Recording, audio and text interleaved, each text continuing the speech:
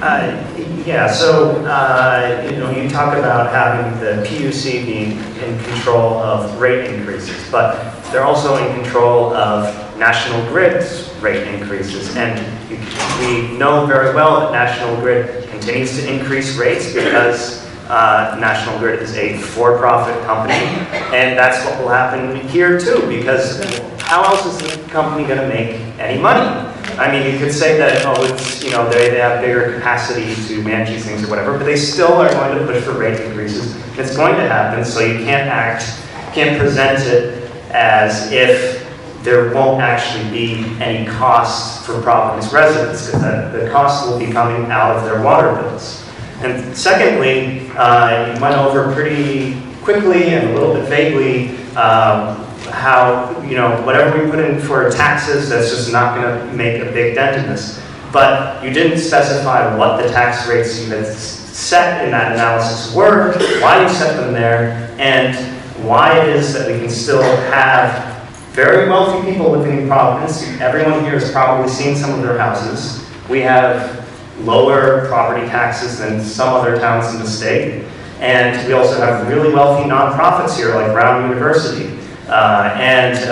You can set a low tax rate for them and say, oh, well, we're not going to have enough taxes, but that's your choice and your decision about what you think is politically feasible. So, there are going to be costs here, and we have to look at who actually has money and who's going to be paying for the brunt of this. So, pass to the next person.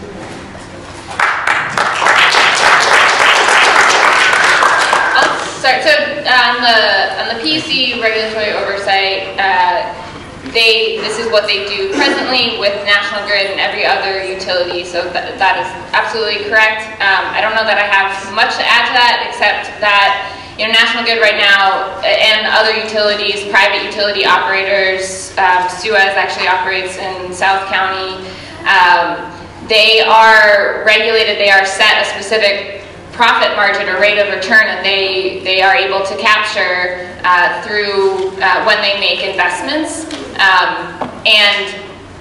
But to the points earlier that Nicole made about where we see the opportunity for economies of scale and for that savings that happen, that greatly outnumbers that marginal percentage. Right, and that's another area where we could set a very specific number or cap on that.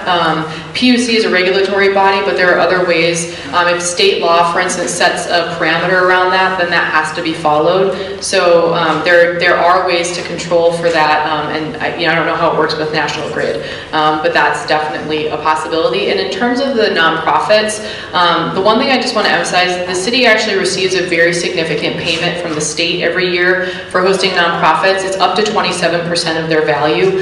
And then we also have individual agreements with all other nonprofits. And a lot of the nonprofits have separate corporate arms, so if they have a non-mission essential use, that's through their other arm of their entity. That state pilot payment, I'm not saying that it's, of course we want 100%, but there is no state pilot payment program anywhere else really in the nation.